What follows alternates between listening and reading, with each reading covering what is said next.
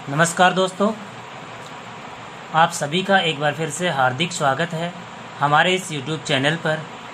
आज हम इतिहास के कुछ महत्वपूर्ण प्रश्नों का अध्ययन करते हैं और ऐसे लगभग 10 मॉडल टेस्ट पेपर बनाए जाएंगे जिनमें वो क्वेश्चन होंगे जो बार बार परीक्षाओं में आते हैं। तो चलो हम ज़्यादा समय व्यतीत न करते हुए हम सीधे प्रश्नों का अध्ययन करते हैं। तो देखिए, सबसे पहला प्रश्न, नालंदा विश्वविद्यालय में धर्मगंज क्या है? प्रश्न यहाँ पूछा जा रहा है धर्मगंज के बारे में। नालंदा विश्वविद्यालय बिहार में है और गुप्त काल में शिक्षा का प्रसिद्ध केंद्र था। कुमारगुप्त के काल में नालंदा विश्वविद्यालय की स्थापना हुई थी। इस विश्वविद्यालय में धर्मगंज जो है वो एक पुस्तकालय है। तो पहले प्रश्न का उत्तर क्या हुआ?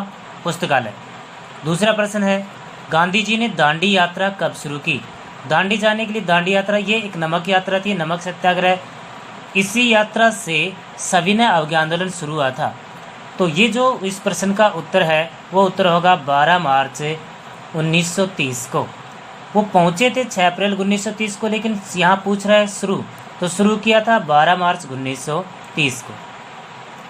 तीसरा प्रश्न है, निम्न में से किसने यंग इंडिया में 1857 की क्रांति को राजनीतिक तथा राष्ट्रीय कहा?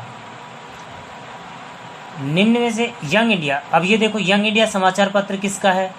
महात्मा गांधी का। तो इसमें ऑप्शन देखिए, पहला ऑप्शन महात्मा गांधी। तो तीसरे प्रश्न का उत्तर क्या है? महात्मा गांधी। चौथा प्रश्न है, निम्न में से किसने पहली बार स्वराज शब्द का प्रयोग किया? एक प्रश्न। और हिंदी को, एक प्रश्न यहाँ निकल रहा है, स्वराज और एक यहाँ हिंदी को भारत की राष्ट्रीय भाषा के रूप में स्वीकार किया, यानी कि सबसे ज़्यादा बल दिया कि हिंदी को राष्ट्रीय भाषा बनाया जाए। तो देखो, स्वराज शब्द से संबंधित एक उत्तर निकलता है बाल गंगाधर तिलक, किंतु इसका उत्तर बाल गंगाधर तिलक नहीं है। बाल गंगाधर तिलक ने स्वराज शब्द का प्रचलन बहुत ज़्यादा किया था, लेकिन इसको पहली बार प्रयोग करने वाले जो थे वो थे स्वामी दयानंद सरस्वती। तो यहाँ उत्तर क्या है? स्वामी दयानंद सरस्वती। तो स्वामी दयानंद सरस्वती हिंदी भाषा को राष्ट्रीय भाषा के रूप में मानना चाहते थे और स्वराज शब्द का भी प्रयोग उन्होंने सबसे पहले किया था। नेक्स्ट क्वेश्चन, राजस्थान का प्रथम विजय स्तंभ कहाँ बना है? देखिए, विजय स्तंभ का नाम सुनते हैं हमारे दिमाग में आता है चित्तौड़गढ़। महाराणा कुंभा के समय चित्तौड़गढ़ में विजय स्तंभ बना था, पर ये वो विजय स्तंभ नहीं है, प्रथम पूछा जा रहा है। तो प्रथम विजय स्तंभ का उत्तर है बयाना, और बयाना कहाँ है? भरतपुर। बयाना कहाँ भाई? भरतपुर। और यहाँ ये जो विजय स्तंभ बना था ये बना था गुप्त काल में, गुप्त काल में बना था राजस्थान में। अगला प्रश्न, कवि चंद्रवरदाई का अन्य नाम क्या था? तो देखिए, कवि चंद्रवरदाई पृथ्वीराज चौहान या पृथ्वीराज चौहान तृतीय का दरबारी कवि था। अन्य नाम पूछा जा रहा है। आसाधर भी उसी का दरबारी कवि था, विश्वरूप भी उन्हीं के दरबारी कवि थे। मंडन महाराणा कुंभा के काल में शिल्पी था। तो कवि चंद्रवरदाई का अन्य नाम जो है वो क्या मिला है? पृथ्वी भट्ट। चंद्रवरदाई ने पुस्तक लिखी है, सभी को पता है, पृथ्वीराज रासो। पृथ्वीराज रासो के को पूरा करने वाले थे उसके पुत्र जलहन। अगला प्रश्न, प्रश्न नंबर 7, प्रसिद्ध राजस्थानी गीत धरती दोरारी किसके द्वारा रचित है? तो इस प्रश्न का उत्तर है कन्हैयालाल सेठिया। कन्हैयालाल सेठिया ने धरती दोरारी जो प्रसिद्ध गीत है उसकी रचना की है। इसमें देखिए, हम देखते हैं सूर्यमल मिश्रण बूंदी का रहने वाला है, राजस्थान का राज्य कवि माना जाता है। पृथ्वीराज राठौड़ ये बीकानेर के राजा राय सिंह के छोटे भाई थे। इनको पृथ्वीराज राठौड़ जो है इन्होंने भी पुस्तक लिखी है, जैसे वैली कृष्ण रुक्मणी। नेक्स्ट क्वेश्चन है, मिलान कीजिए। तो ये कुछ है, ये प्रश्न थोड़े से इसमें ऑप्शन गलत जगह लिखे गए, फिर भी देखते हैं। भारवी की पुस्तक है किरारता जूनियम। किरारता जूनियम जो पुस्तक है इसमें शिव और अर्जुन के युद्ध का उल्लेख किया गया है। शूद्रक की जो पुस्तक है वो है मृच्छकटिकम, ये नाटक है, मृच्छकटिकम संस्कृत का नाटक। उसके बाद हम बात करें विशाखदत्त की पुस्तक है देवी चंद्र गुप्तम। विशाखदत्त की एक पुस्तक होती है मुद्रा राक्षस, बार बार परीक्षा में आई हुई पुस्तक का नाम मुद्रा राक्षस। इसमें मौर्य वंश की जानकारी मिलती है। और देवी चंद्र गुप्तम जो पुस्तक है उसमें हमें गुप्त वंश की जानकारी प्राप्त होती है। हाँ, तो इस प्रकार से हमने विष्णु शर्मा की पुस्तक जो है वो क्या है? पंचतंत्र। पंचतंत्र अनेक भाषाओं में अनुवादित पुस्तक है, भारत की ऐसी पुस्तक जो सर्वाधिक भाषा अनुवादित है। Next question number 9, Vijay Singh Pathik ने बिजोलिया किसान आंदोलन का नेतृत्व कब शुरू, इसको ध्यान देंगे, शुरू पूछ रहा है, किया, आगे तक करते रहेंगे, तो कब शुरू किया? 1916। विजय सिंह पथिक के इस आंदोलन से जुड़ने के साथ ही बिजोलिया किसान आंदोलन का दूसरा चरण शुरू हुआ था, जबकि ये आंदोलन जो है वो 1897 में शुरू हुआ था। इस समय पहले नेतृत्व करता थे साधु सीताराम दास। कौन थे भाई? साधु सीताराम दास, ये पहले नेतृत्व करता थे, लेकिन दूसरा चरण शुरू हुआ है 1916 से, और उस समय नेतृत्वकर्ता बने विजय सिंह पथिक। पथिक अपने आप को राष्ट्रीय पथिक भी कहते थे, और पथिक को हम ये भी कह सकते हैं, पथिक जो है वो गुर्जर जाति से संबंधित थे। उसके अलावा पथिक का मूल नाम भूप सिंह था, रास बिहारी बोस के साथ रहा करते थे, राष्ट्रीय क्रांतिकारी थे अनेक प्रकार से। तो विजय सिंह पथिक इस आंदोलन से जुड़े कब? 1916 में। किसके कहने पर जुड़े? ऐसा प्रश्न बार बार आता है, तो उत्तर बनता है साधु सीताराम दास के आमंत्रित करने से बने।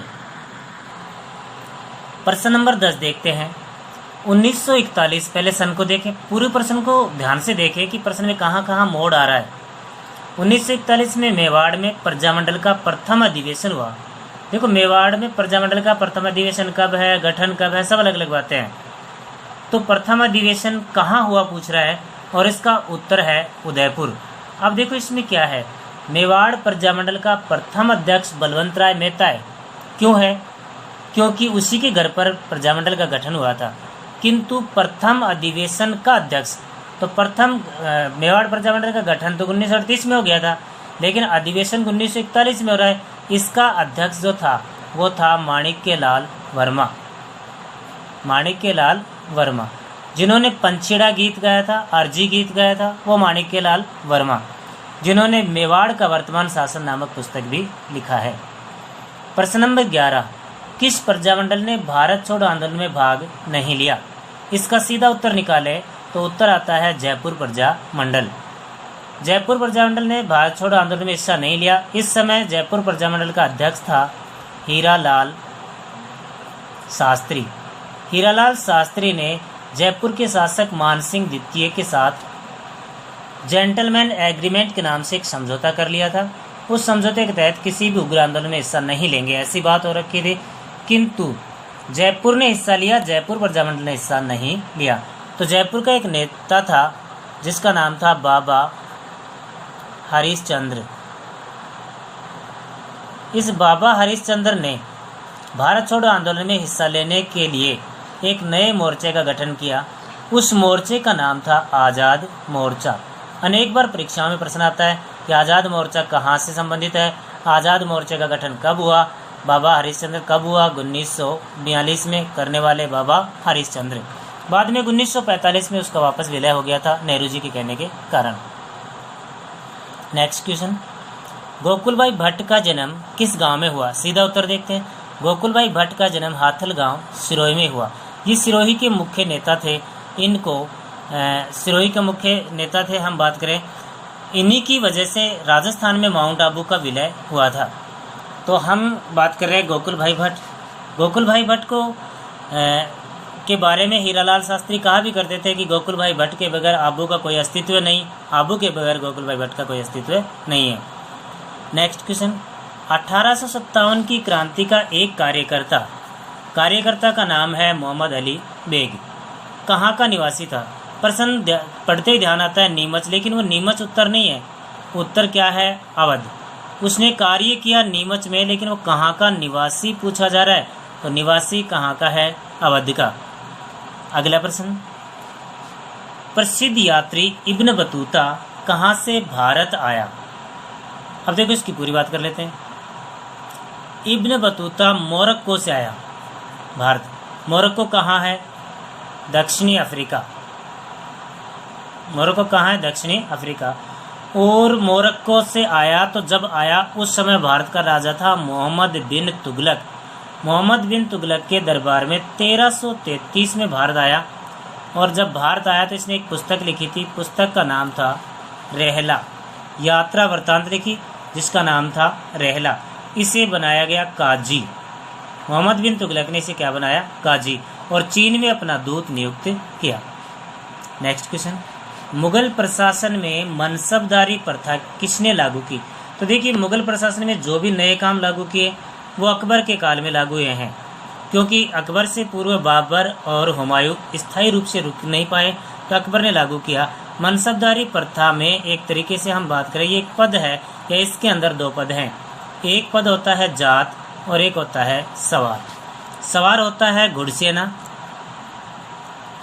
और जात होता है उसका वेतन या पद। वेतन या पद, यानी कि जितनी उसके पास घुड़सेना होगी उतना उसके अनुसार वेतन और पद दिया जाएगा। इस प्रकार से राजस्थान के राजपूताने में सर्वाधिक मनसबदारी मानसिंह की थी। और कितनी थी? 7000। कई बार परीक्षा में प्रश्न आए हुए हैं, तो दोस्तों ध्यान से देखेंगे। ऐसे 10 मॉडल पेपर हम लगभग 10 दिन तक रोज लाने का प्रयास करेंगे।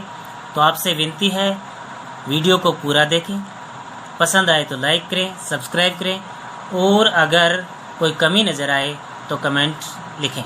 धन्यवाद दोस्तों, मिलते हैं नेक्स्ट वीडियो में।